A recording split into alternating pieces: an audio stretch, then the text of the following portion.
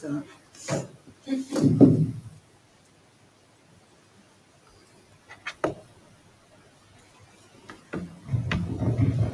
Yoma, and welcome everybody for this paper session. And we are about to start with Ben's paper on looping slowly diffraction through the lens of nostalgia. And I will not take more time than Ben needs, and we'll try and keep as much time as we can for questions. See you shortly. Thank you. Good morning, or wherever you are in the world, good afternoon. I'm just going to start very briefly. I don't want to make this a political talk, but I do want to mention about Palestine and my concern with it. And just a little anecdote. 2 weeks ago, a student walks into my office and they've done great. They've passed their course and everything. They're about to graduate. And they tell me that they've lost two family members overnight from bombing of a hospital in Gaza. And we both had a cry because, I just can't. Yeah, so it's a privilege to be here, but we should always be thinking of other people who are less privileged to us and the crazy stuff that's going on.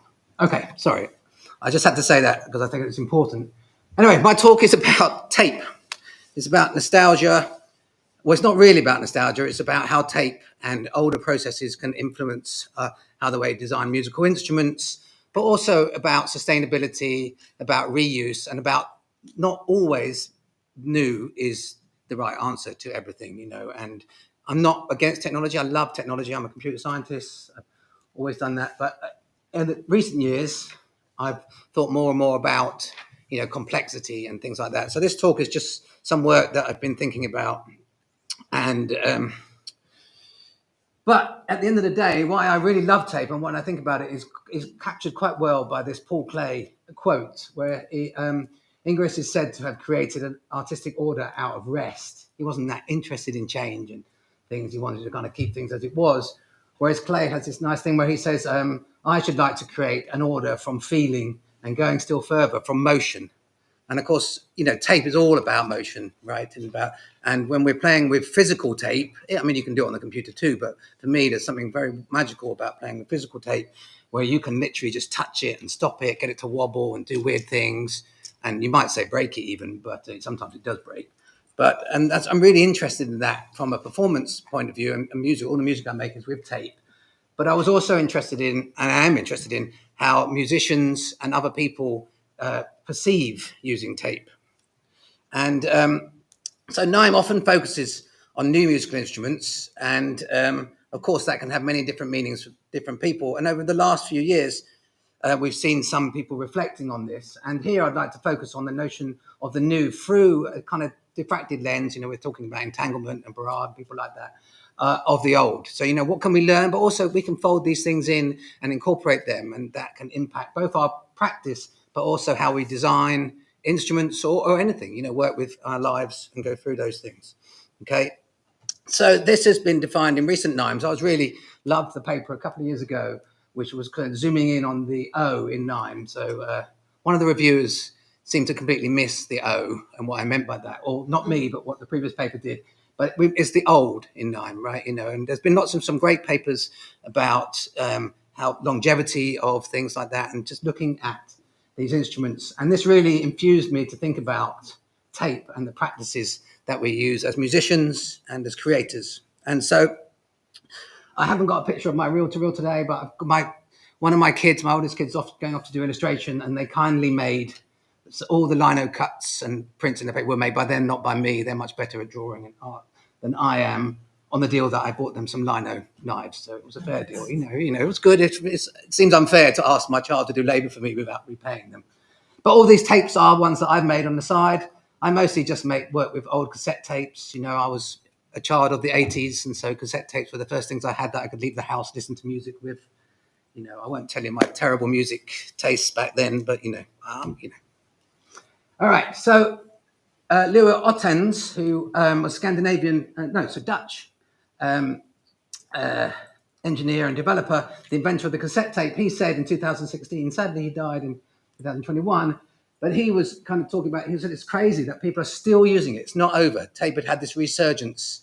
And of course, I think the kind of cassettes that he was talking about was maybe less people making music with them and more about the fact that as vinyl was getting more and more expensive, it's getting harder and harder to put out physical objects as musicians, particularly if you're not supported by big production record labels or things like Taylor Swift gets, or even smaller bands. I've got a friend and a PhD student of ours who's in a band who currently put out a vinyl record. They were saying just to get the vinyl in its sleeve and everything, it was £15 before they could even do that. So 30 Australian dollars, something approximately like that.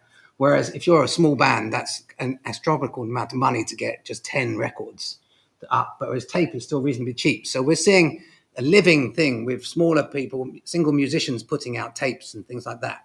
So that's amazing, but that's not what I'm interested in this talk. I'm interested in the practice of using tape to make music and things like that. So I'm going to talk a little bit about a survey that we did and a study that we're continuing to do. We're doing interviews now, but it's not in this paper, with musicians and how they use tape in their thing. We didn't discriminate against using physical tape or whether it would be in a DAW or on a computer. I don't think it's reasonable. I'm just interested in how people conceive and conceptualize tape. And I'll talk about how this might apply to kind of what we're thinking about in terms of sustainability and reuse within our group. Doesn't necessarily just apply to the design of musical instruments, but what we think about that. And a couple, I won't show you them, you can find them online, but a student of mine, Jasmine, who's talking tomorrow, she's been doing optical sound, and she did a case study or a kind of inspired tape approach where I'll talk about at the end. And then I've been doing some work with children in the woods, which is using tape as a way of creating loops and then hanging speakers up, playing these so people could walk around, do trails. Most of the sounds are not musical, they're them speaking and smashing things on trees and stuff and things, but it was using the tape practice. We processed them all in the tapes in the wood on little Walkmans and stuff and things, which was quite fun. And I'll talk briefly about that. But how do artists view tape? So we invited a bunch of participants to document their practice through an online questionnaire. And I will acknowledge straight away that reading through all the transcripts and everything of the information that we got from the people on the questionnaire, it's clearly people that are already involved in using tape. So we've narrowed the demographic down, not on purpose, but just they're naturally selected. People who wanted to do the survey were more likely to people that were using tape, and particularly using physical tape. It was, there was people just using it in a DAW, but it was really people that were interested in the aesthetic of both the physical interaction and of the sound that was generated from it.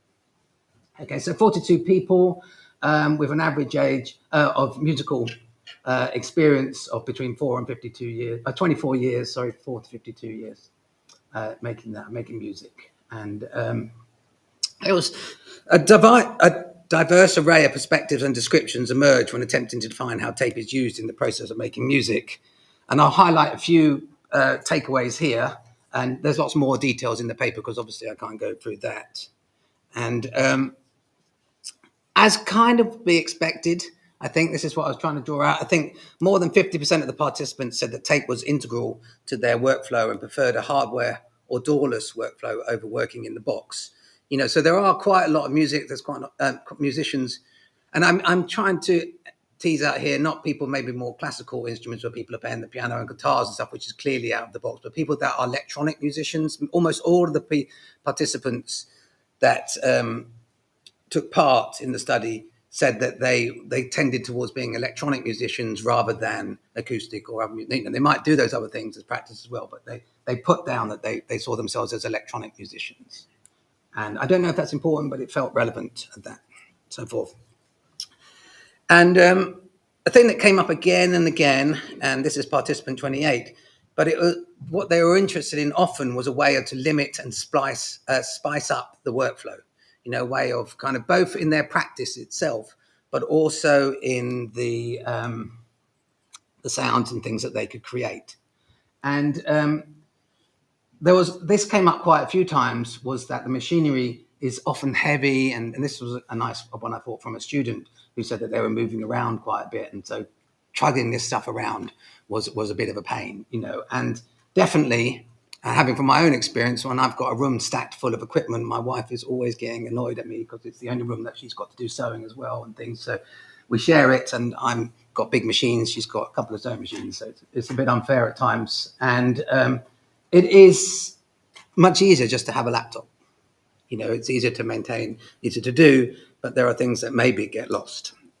So they highlighted the role of tape as an effect and as a way of introducing the unknown and failure into their work. I mean, that's my favorite thing. I'm really interested in, you know, that moment of discomfort when the tape jams or does a little slip on it. I mean, obviously I use my finger to do that quite often as well, but, you know, I'm really interested in things that fail or on the border of failing, you know, almost failing. So, you know, what's exciting about that chaotic moment? And I guess many of you, I hate to perform live, but I often hear, we've heard talks about it from earlier, that moment of performance is kind of what will go wrong and how will you address that as you perform, you know, and things like that. It's really scary. I find that very nervous when I'm giving talks, but it is a moment of thrilling excitement, but also a time when we learn a lot too, I think. So there was a general consensus from participants that getting used devices from sites such as eBay and Reverb, with a few highlighting thrift stores and parents' lofts, you know. So I said the only reel-to-reel tape that I've got was from a colleague of mine who's was my mentor actually when I joined, has no interest in the research that I do or anything like that, but we're just really good friends. And I'm always going on about tape to him and stuff. And so anyway, he turned up one day and had found the reel-to-reel tape machine that he had from when he was at university in the 70s that he'd had just in his loft. And it mostly worked. It was quite impressive. I've had to do a few things to fix it, but that was pretty cool. So these things are appearing. They are often broken. 5 minutes. Yeah, great, thanks. They're often broken and need repairing. And, you know, so that does obviously mean that you need to have those skills or access to those tools to do that, you know, and that comes with some sort of privilege that not everyone has. And so, again, I think a computer and a technical platform can be a very enabling thing for many people that don't have access to these additional facilities. And, you know, many participants were happy to at least and willing to fix and modify and extend devices. And I think, you know, the reality is this draws on those kind of people. You know, they're attracted to this kind of process and working. I should probably speak up. So that brings me to kind of what I think is a useful kind of learnings and practices that have come out for us during our work in my research group and for myself as a whole. And so we have been envisaging and talking about this idea of a circular making practice for musical instruments. And when we generalize it to just making in general, and here where we kind of see that some things will end up in the trash, but we're trying to minimize the amount of things that, so there's a really nice paper I noticed Andrew's in the thing here about bricolage, which kind of thing, finding things around and taking that and putting them together. And so this kind of fits quite well in this idea that we want to find, not just always buying things off Amazon and picking up things, you know, just taking things that are available and reusing those.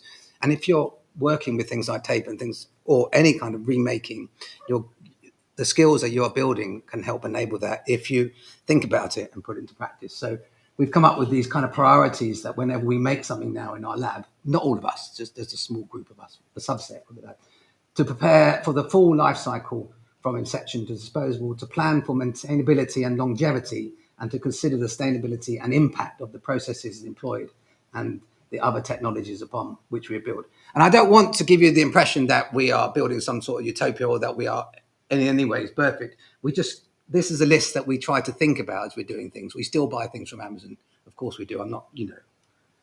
But and this is an example that I built last year, a little musical instrument which is controlled and completely made from things just found in the lab and recycled cardboard, which is a process I've been working on for some other projects called Crafty Science, and a little max patch that is noise sounds that can be controlled with the controller and instrument because it's got a piezo built into that. I won't play that now because I haven't got that much time.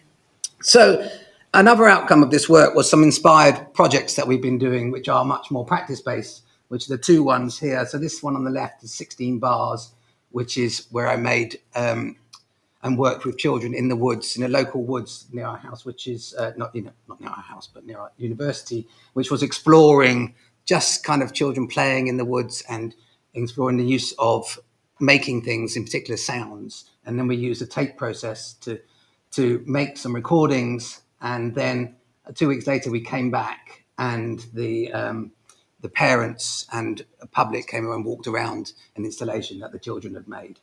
And then on the one on the right, which is here, is 1 minute. Okay, the last slide is my PhD student, Jasmine. She's going to be talking about a little advert for her talk tomorrow, which is about optical sound and the pattern organ that she's built. But she took inspiration from the disintegration loops. And here she took a can on a motor, did some charcoal drawings on it and attached a brush, and then using the optical sound process recorded, both in video and in sound, the deterioration over a 40-minute period of the charcoal being worn away by the brush. And so you get this beautiful kind of thing. And this, she'll talk more about that tomorrow. And there's some autoethnographic discussion in the paper that goes into that detail about our findings. Okay. Any questions? Shall I turn the lights? Which was the one to turn the lights up? Lecture. Sorry, thanks.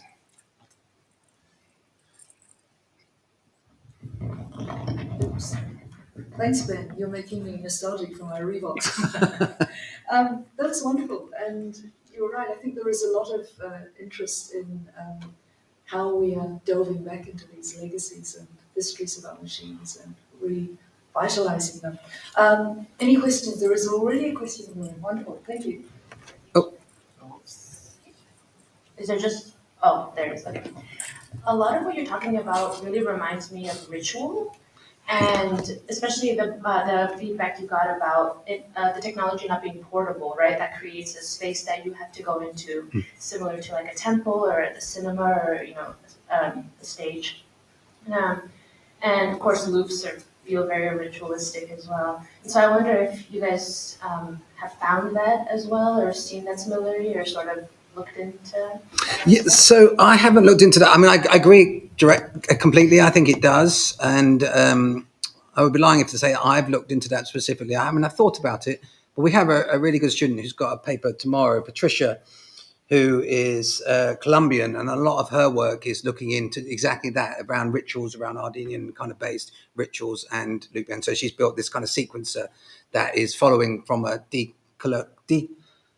decolonization, like pre-colonization in Colombia. And she talks quite a bit about that, I think, about this idea that you need to go to a space and work with people. And so so I think that makes a lot of sense. Yeah, sorry, one thing I also forgot to mention is that the sort of vintage aspect of it also feels like you're going to a temporal space as well, like the nostalgia.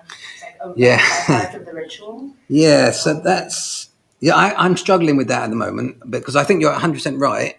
But I mentioned it yesterday when the keynote was on, and I mentioned at the beginning of the talk. So I grew up in the 80s.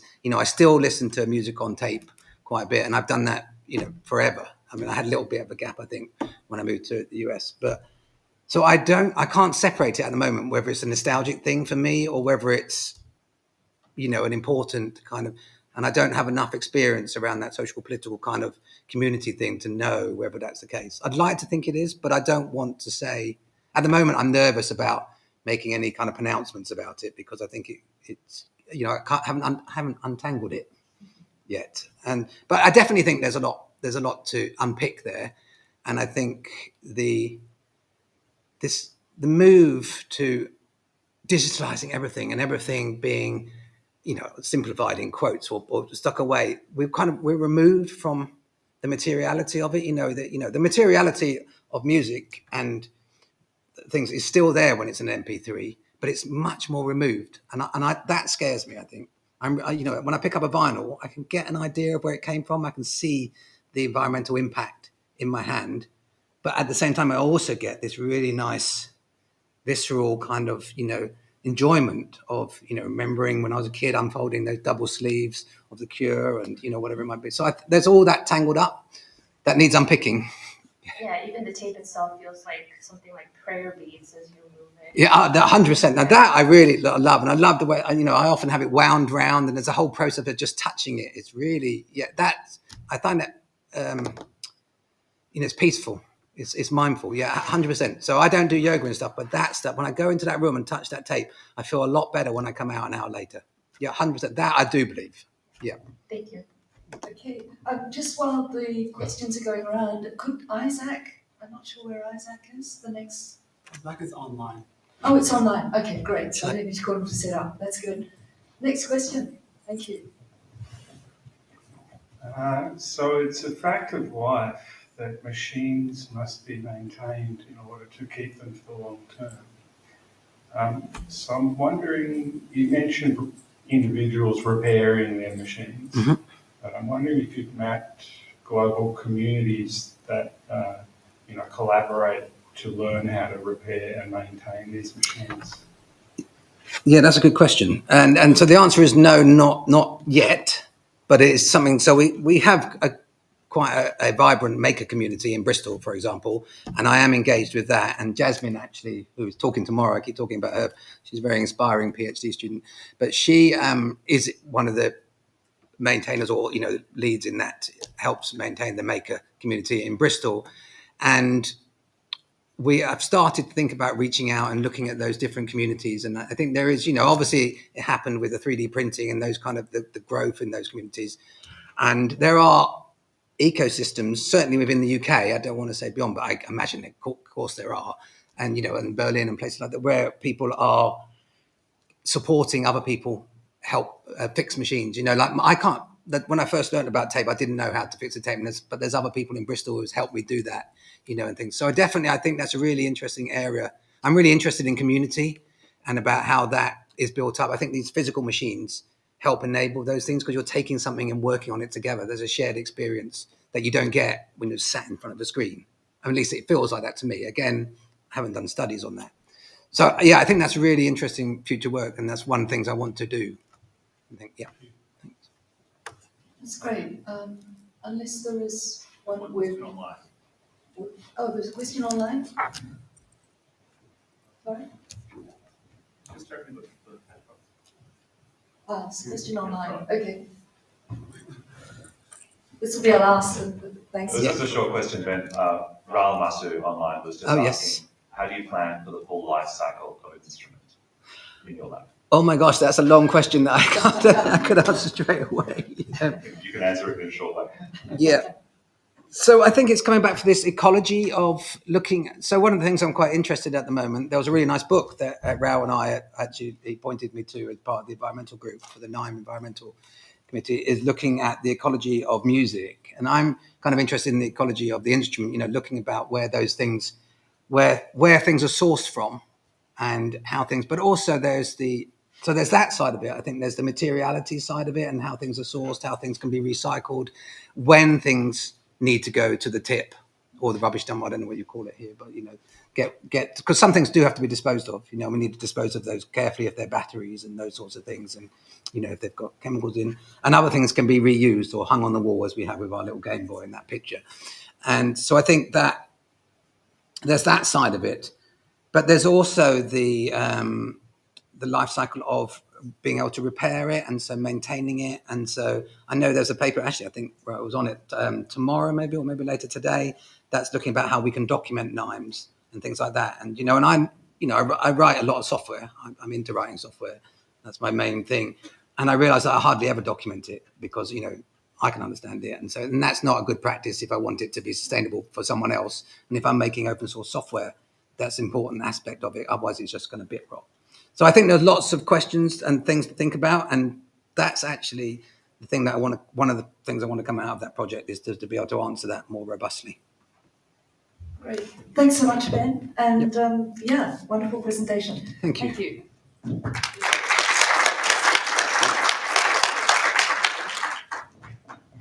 So Isaac on longevity, nice follow on here, is going to be online. Are we set?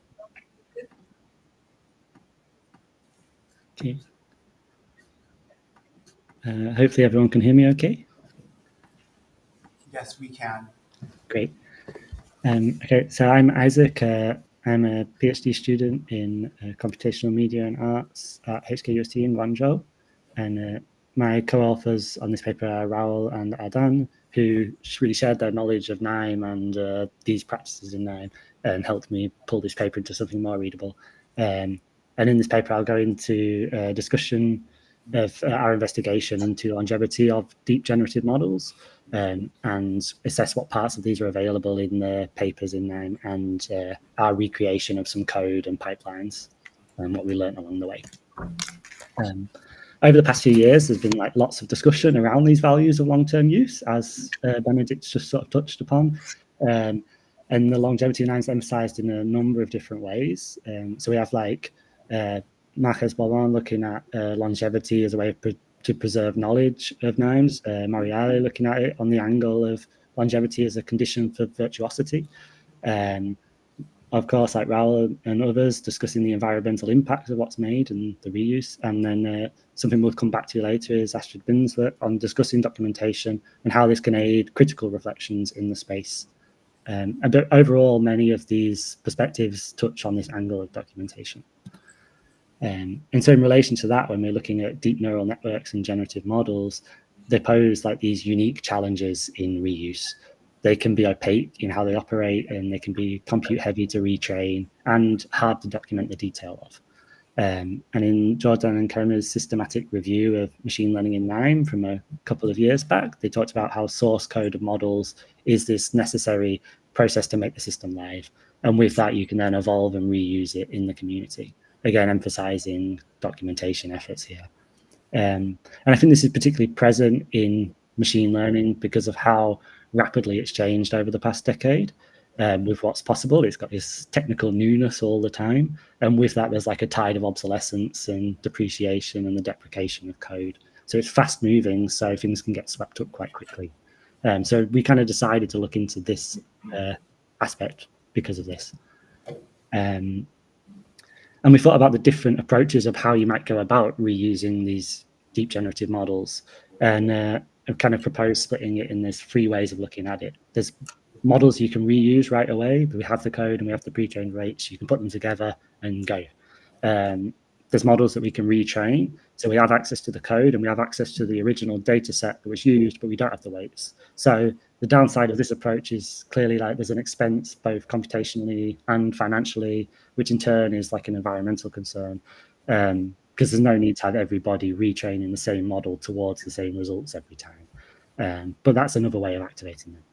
And then there's the ones we can recreate or re-implement. So we might have a paper or a diagram of what the model is, and we have the data again, but we don't have the code. And so we could rewrite the code, rebuild a pipeline based off the descriptions and see what we can get running. And that's what we kind of focused in again on here. So in the Jordan and Karamir's systematic review I previously mentioned, they categorize machine learning NIMEs in lots of different ways, being, are they neural network based, are they good old-fashioned AI, shallow, deep, etc. So we use this to inform our selection of the deep generative models.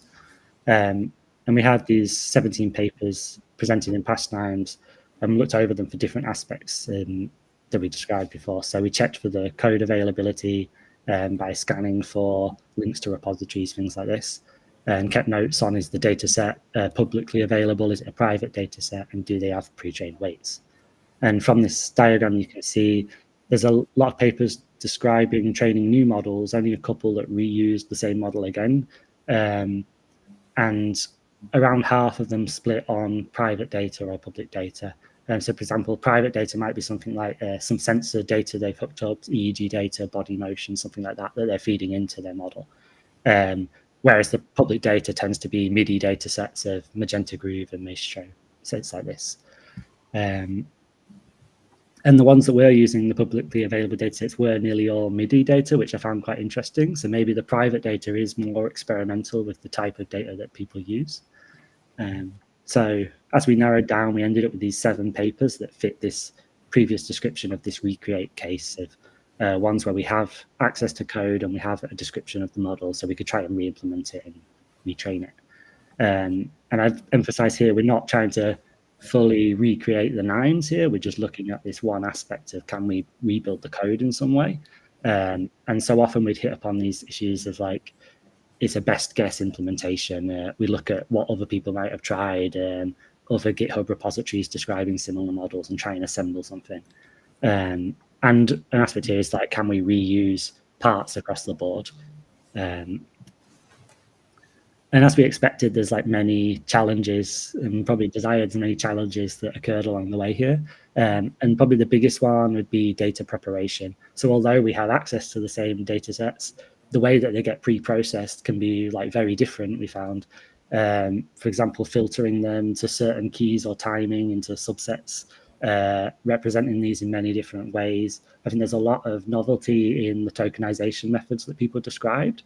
And I think for reuse, you know, it'd be easier if people just use like a library like MIDI-TOC and pre-existing tokenization methods, because it makes it easier to re-implement.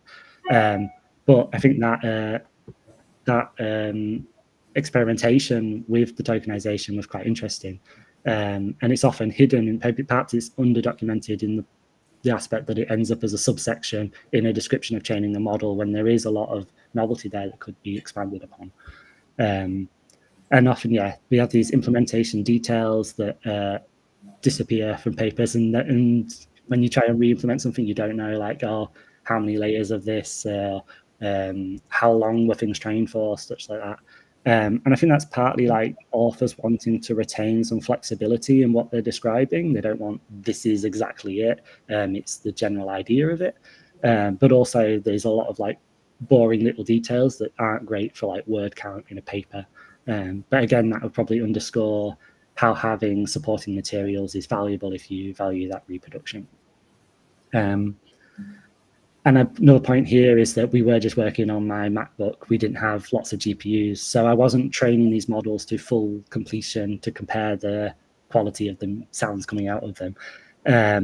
It was to start off training something. If we saw some kind of promising sign in like a loss number declining, I'd give that a thumbs up and stop it and say, okay, we got something that kind of works there that we could go further with. But yeah, maybe a detail here is that in papers, it'd be nice to know only a few of them would mention exactly like, oh, we used however many GPUs for however many hours with this much VRAM, etc. That's quite an important detail when you want to know at the beginning, can I even go about doing this, or is it going to be too expensive or difficult?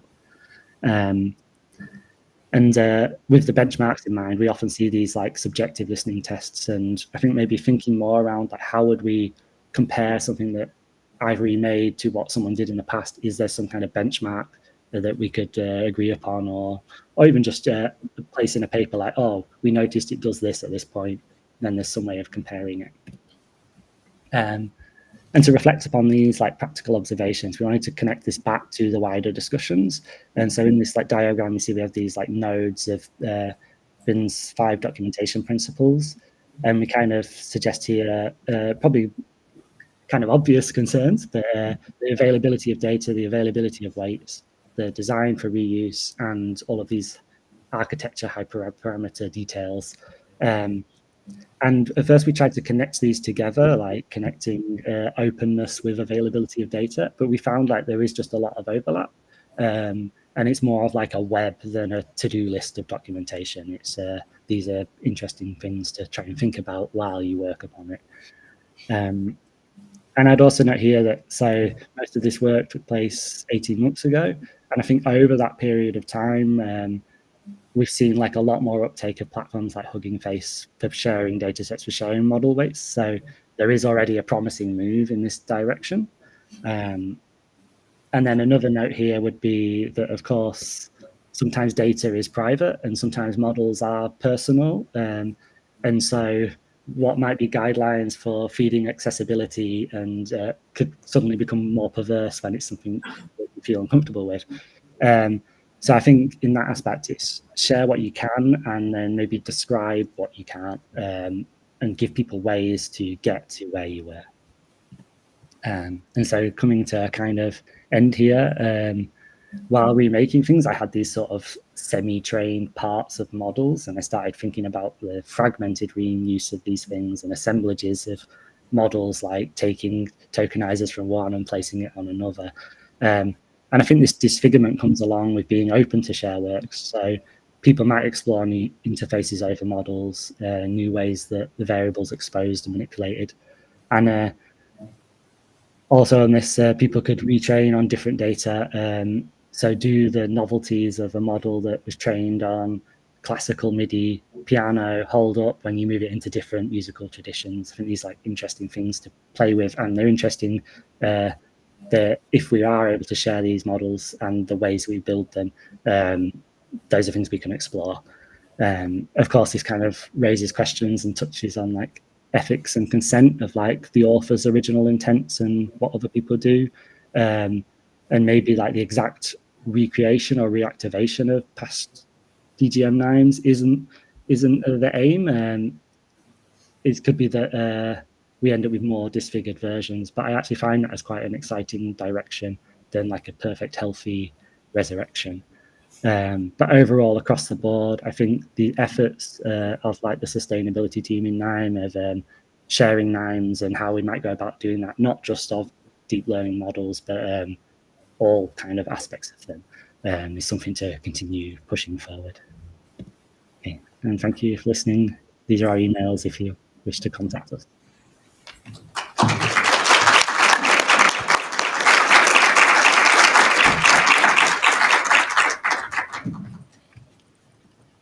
Thanks so much, Isaac. Can we bring we've got the lights coming up on the house. Questions, and while we go for questions, could the next presenter please come and set up? If the next presenter is in the room. Yeah, great, thank you. Isaac, I loved your expression, your preference for a disfigured version rather than a perfect resurrection. How far is disfigurement sort of loyal to what it's meant to be working with and on?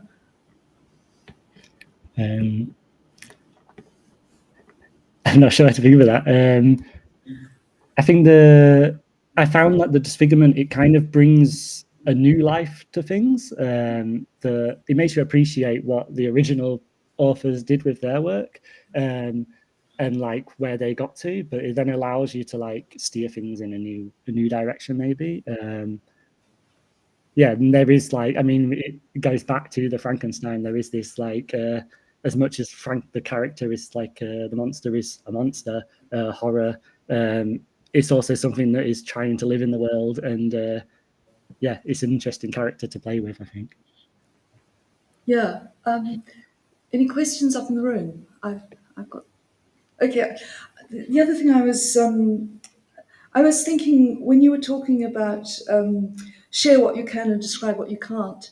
It seems to me that a lot of the questions that your work is raising are of an ethno-methodological order as much as anything. They're kind of ethnographic and almost anthropological questions that you're posing, because describing what you can, what constitutes a useful descriptor in one period might be looked upon as totally useless in another. So I just wondered if you could comment on that. Yeah, I mean, it's something I noticed on, say, like GitHub repositories. They often have, how do you run it today? And so they'd be like, oh, you do this, you do this, you do this, and it works. And then you come back to it 5 years later and it doesn't work. And so maybe it's like thinking of that as well. Like, how do you write a description of like what would this world exist in a future world and how it might go about working? But yeah, I'm not an expert in like the anthropology of it all, so it's difficult for me to be specific there. But I think yeah, it's those thinking ahead all the time, and just the awareness of that is useful in this aspect. Yeah, great. Oh, there is a question up the back, please. People are running a long way up the room, Isaac. Oh, that was a good catch. Go Is it for working? it. Wait. Okay, I'll be quick. Are you aware of the Software Sustainability Institute? I'm not, but I'll look them up. I'll write down the name. I'm not aware of them, but yeah. Are based out of Edinburgh, but trying to address this problem of, I suppose, software being very disposable. And what can we do? What are the best practices to address this problem of like, yeah, the software's not going to work in 5 years, 10 years, or even like the next week. So they've got quite a good, how would you say, like basically a guide, and they will actually advise you if you present them with your project. Say, okay, this is what you need to address. in order to make this more sustainable software? Yeah, I'll take a look at that. I think like I came from a background originally of working in visual arts and in like exhibitions for artists in museums and things, and we often had this, we're going to put something in a drawer after an exhibition in an archive, and then maybe it'll come out in 5 years or 10 years, and we just don't know, like, are these things going to work? And I think that's like where my interest on looking at this in NIME came from as well. But yeah, I'll write down that reference. Thanks for that. Okay, thank you. I think we might have to leave it there for time. Isaac, can we have another round of applause for this wonderful longevity paper? Thank you. And we will now be moving on to embodying sustainability with Xinran, right? Great.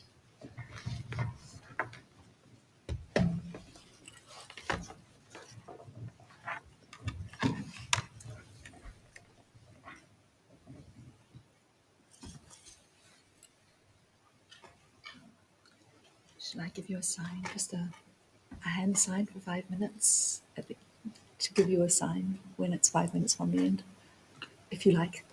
Yeah.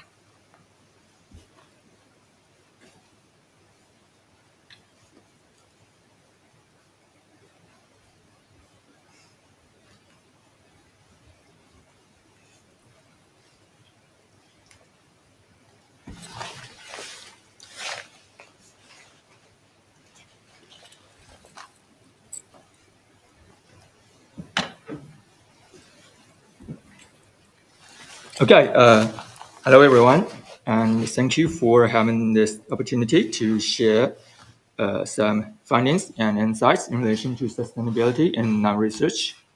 I'm Xinran from Hong Kong University Guangzhou campus, and this is my presentation entitled Embodying Sustainability, Paving Opportunities for NIME Research. So let's begin. Okay, before we even get started, we need to first ask what is sustainability. There are frameworks or oops.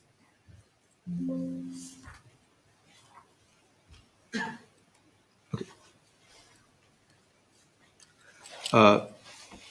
There are frameworks or relevant notions such as sustainable development goals or triple bottom lines and planetary boundaries. But so sorry, I need to.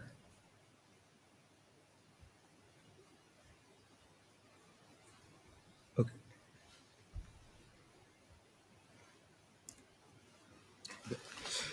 Such as sustainable development goals, triple bottom line, planetary boundaries. But perhaps one of the most relevant term to our context here is the SIT, that is Sustainable Interaction Design, proposed by ASI researchers Ali Belvis. Sustainable interaction design encompasses two primary pillars. One is the in-design pillar, another one is through-design pillar.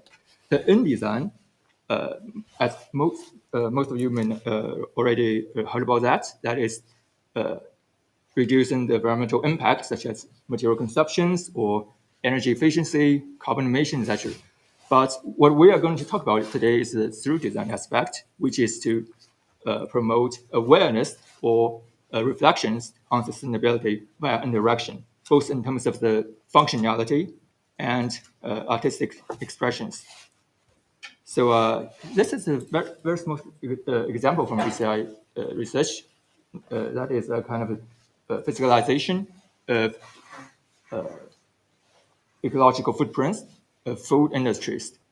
Very simple. And you may ask, okay, what about NIME? The thing is, there have been a lot of studies focusing on environmental issues of artifacts accepted by NIME, and also repository and the conference footprint itself. There's also a NIME conference environmental statement, Eco NIME repository to provide some useful information and resources to facilitate sustainable practice, and also a NIME sustainability framework. But the current concerns arguably were more relevant to the material consumption and carbon emissions of various processes. And such as some terms you may already heard about, like longevity, documentation, shareability, repairability, etc. But what about through design? So there's something missing here. What about the musical interface that could promote awareness or reflections on sustainability? So here we have the question, that is, how could musical interface promote awareness on themes or issues, aesthetics related to sustainability?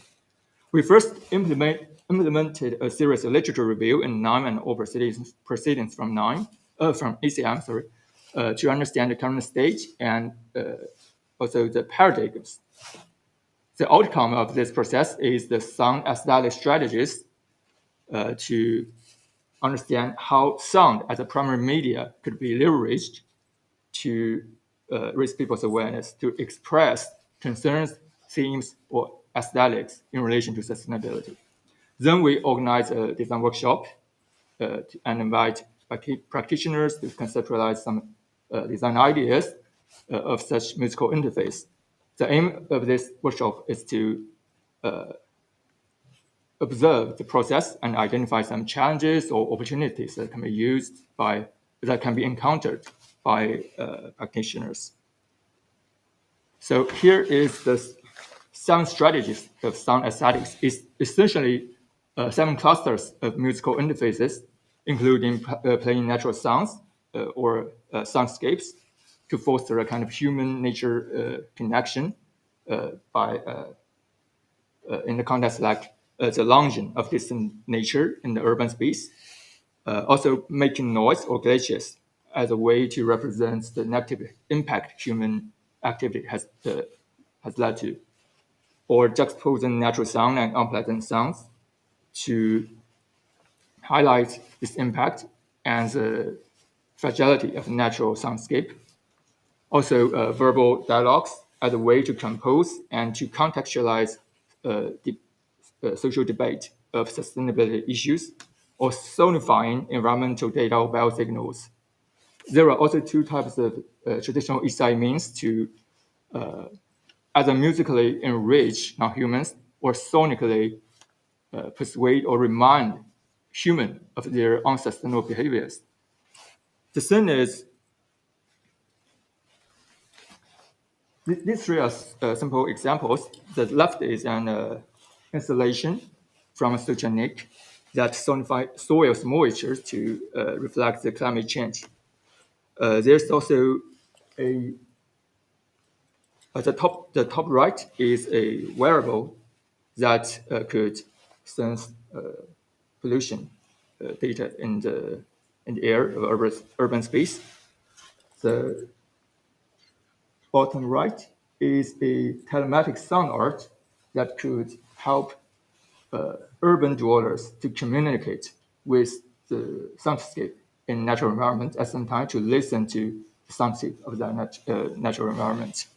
So see, there are different type of instantiations, different way to address different types of environmental issues, sustainability themes.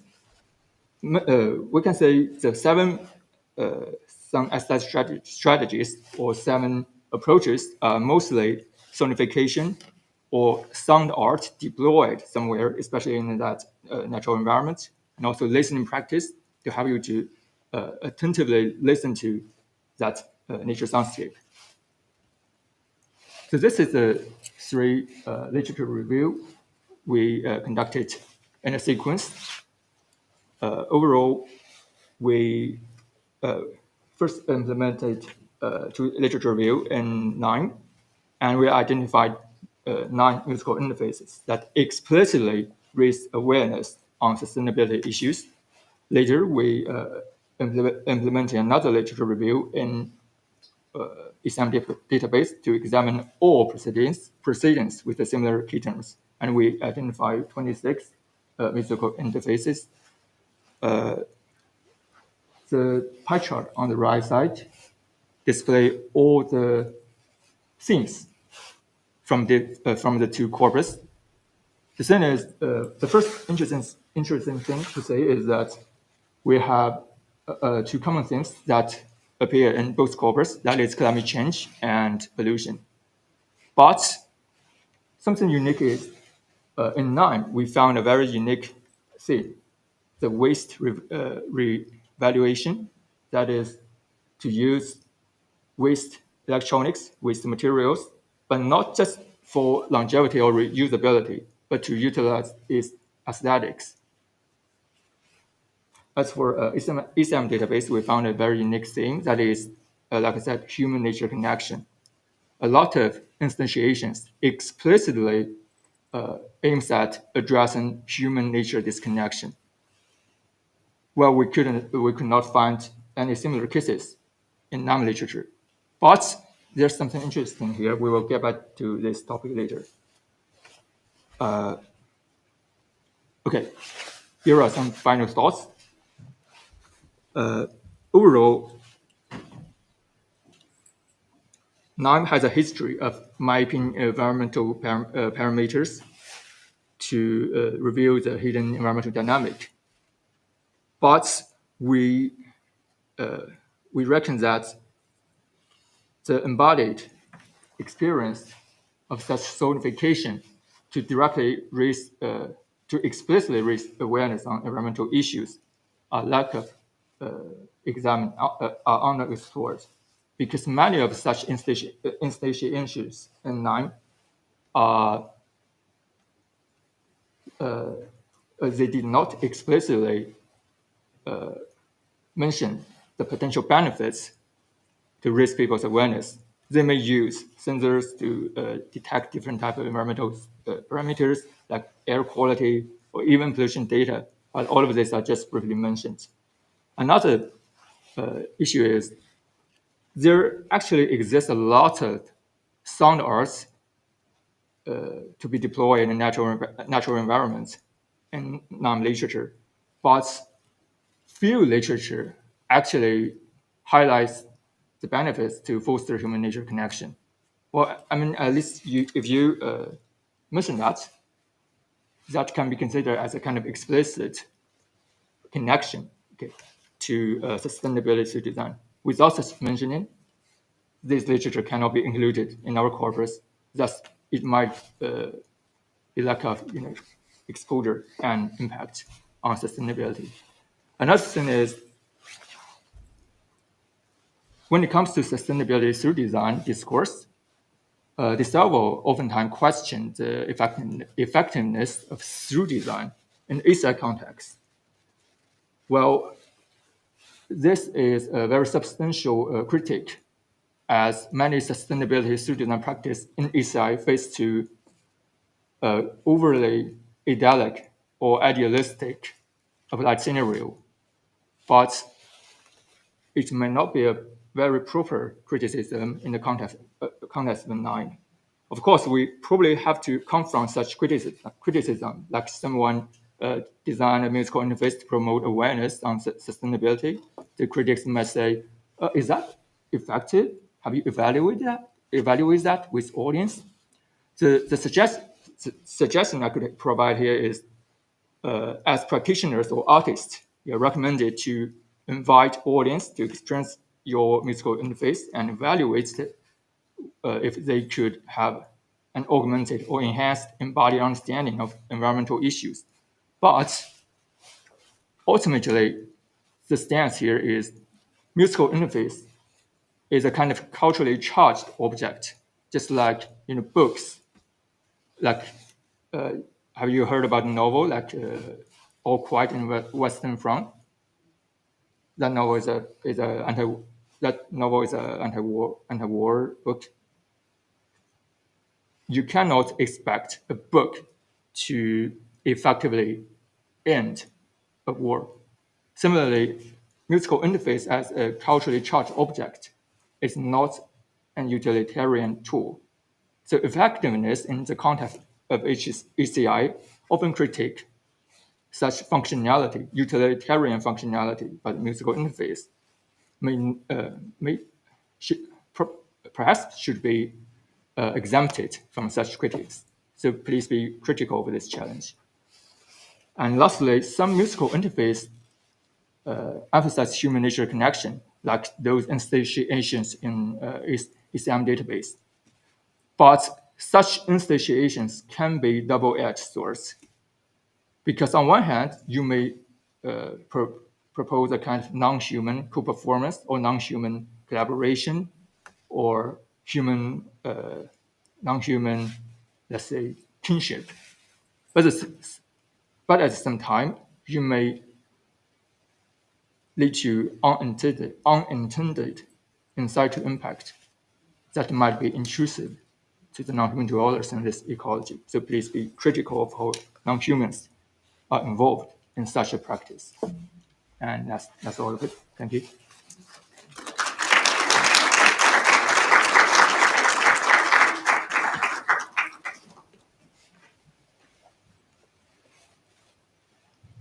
Thanks so much, Xinran. It's a really thoughtful paper.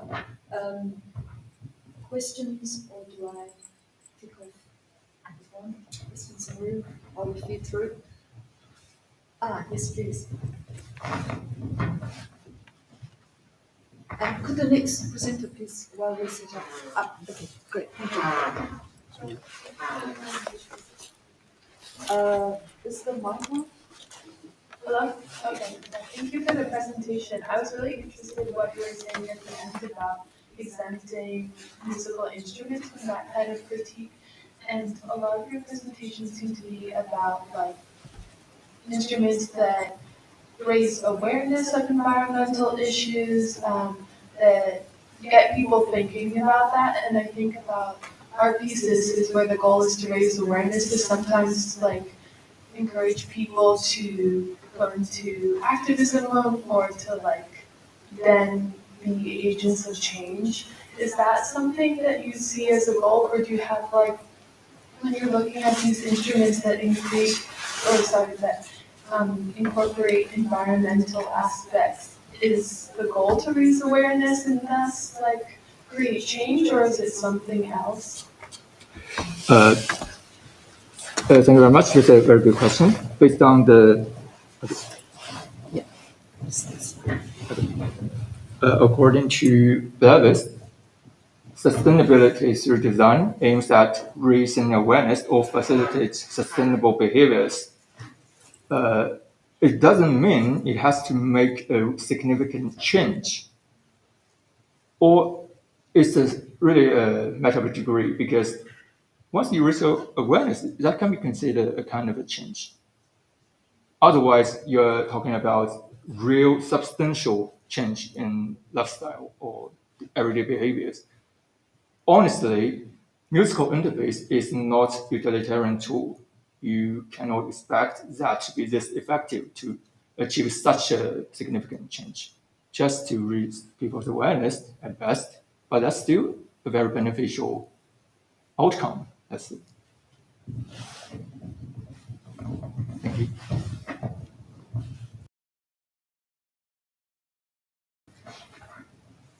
Can I put one to you? Thank you. I'm interested in the pie charts of the ACM versus NIME reviews of publications.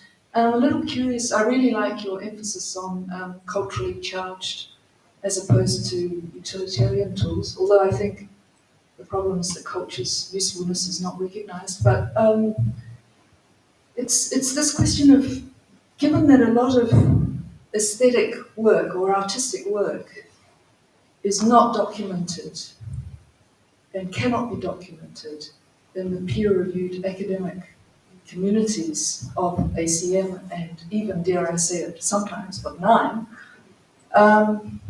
is there not an inherent bias to the pie charts? Because you are having to review formally deposited publications that have come through a peer review process which is not necessarily sympathetic to artistic work. So it's a provocation.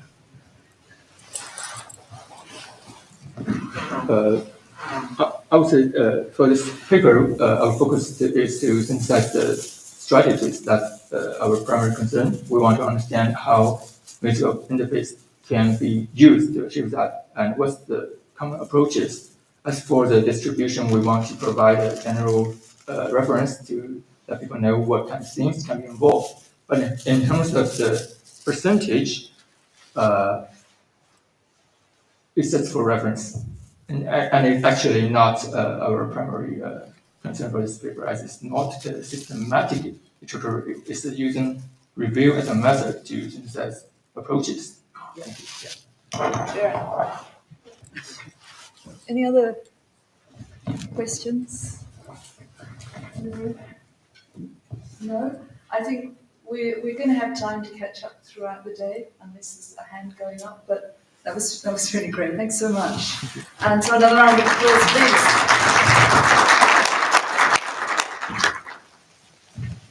And now we have the ongoing production of a growing instrument.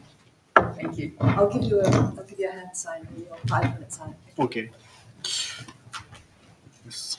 Hello, everyone. I'm Taisei GOTO from Kyushu University. Today, I talk about our study, ongoing production of a growing instrument using mycelium-based materials. This study explores growing instrument made from fungal mycelium. This instrument has environmental responsive growth, natural uncertainty, and connective potential to non-human centric theories and practices. Firstly, mycelium-based materials have already been used in fields such as architecture, packaging, and fashion. Most of them are in eco-friendly context. However, it also has a characteristic of growing.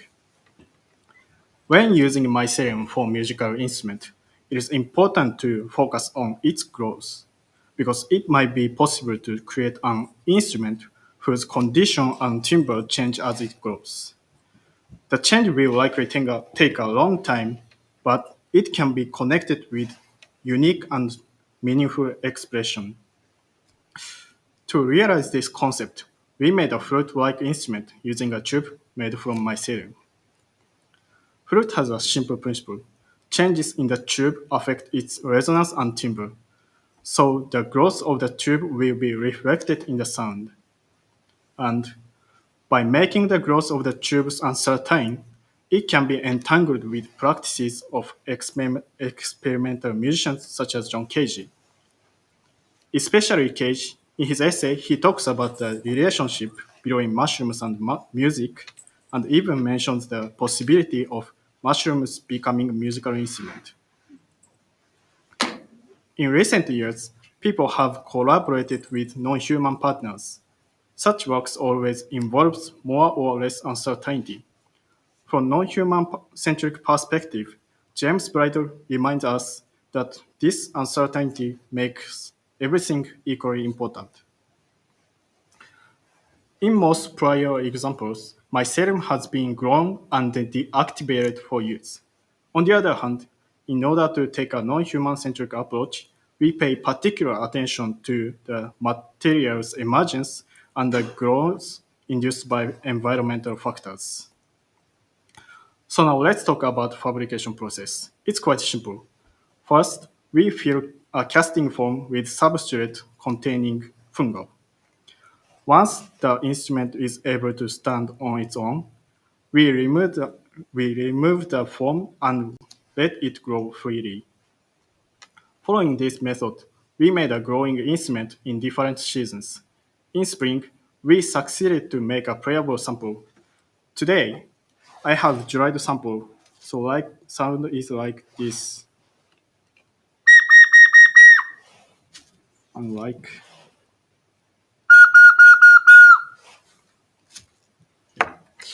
we were able to lengthen it with additional substrate, and it produced lower sound. During the summer, it failed to grow, most likely because of the high temperature. In autumn, we have created a sample with the attachment, and 12 daily recordings were made with no additional substrate. However, one day, mold suddenly covered the material, and we had to stop recording. During the winter, it failed to grow, most likely because of the low humidity. So, we encountered three typical outcomes: no growth, mold inversion, and a stable playable case. It depends on environmental factors. and no significant changes in the sound were noted in the recordings in autumn. Now let's move on to the discussion. The first insight is the potential of instruments that embrace natural uncertainty. In contrast to a stable instrument, we can be open to any chance, even the risk of mold inversion, because it could have meaning. It can be musical performance. Based on theory and practice, we need to discuss the significance of growing and performing with growing instrument. We look forward to hearing your thoughts. And even stable instruments change over time. So when we ask what is an instrument, we might center our inquiry on its capacity for change. This project is still in its early period. Future research will require further exploration. Through this effort, we hope to expand the possibilities of growing instrument. Thank you for listening.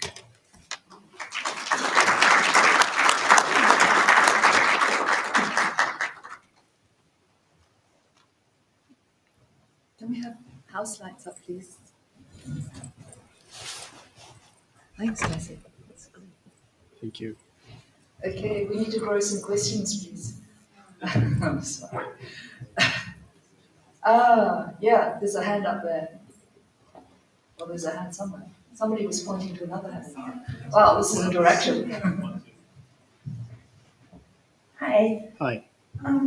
Great project. I was wondering what sort of mushroom spores you were using, like what type of mushrooms, and if you experimented with different types and if they grew at different rates.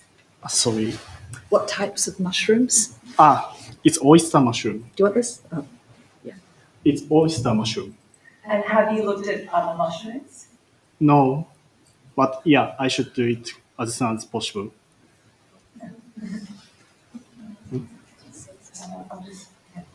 Yeah. Another comment up here. I think mushrooms are a tricky topic in Australia right now. Thank you for your presentation. When you talked about creating the right conditions to grow the mycelium, it reminded me a lot of like when you're learning an instrument, like the time it takes to find the right pitch, the right tone. And I wonder if the growing process is part of the performance process, right? Like finding that playable state for the mycelium. So her question is when is the timing of? Is the growing process part of the actual performance process? Yes. So in my thought, for example, we can make 1 week performance, like so. So first day, so it's like first day it cannot produce sound. Next day it cannot, but third day there is a little bit pitch sound, and 5 days later it can produce clear sound. So I think growing instrument can be used for really long-term performance, and then we can exhibit it.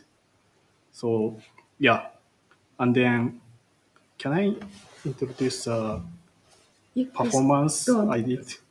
So I did this performance. I performed with using growing instrument. First, I prepared 6 instruments, which must be unplayed. And next, I lined them up in front of me and played them in order to according to the score. So in this performance, I found out whether sound was produced or not, and what kind of tone is produced during the performance for the first time. So it seems like a joke, but at least it's an example of how mycelium growth affected their performance. Thank you.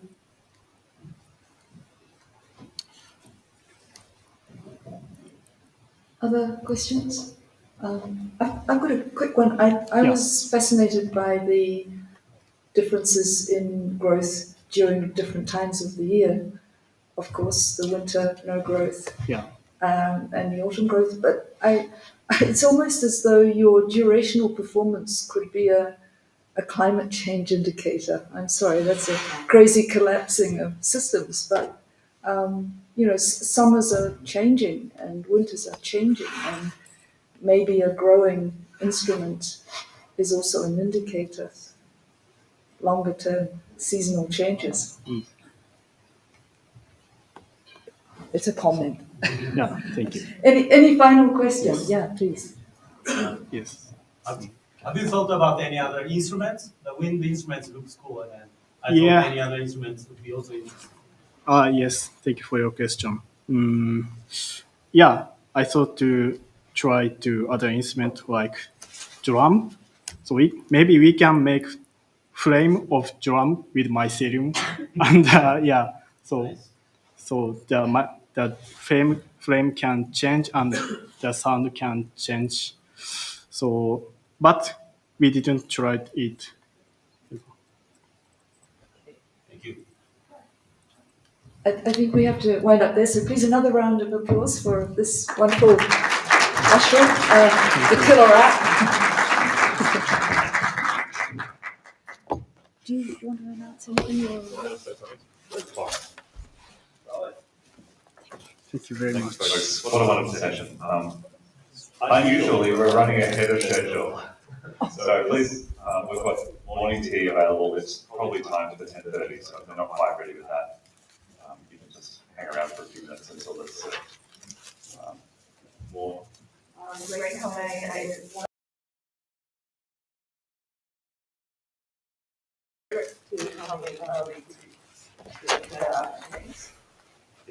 I think we're improving the lighting.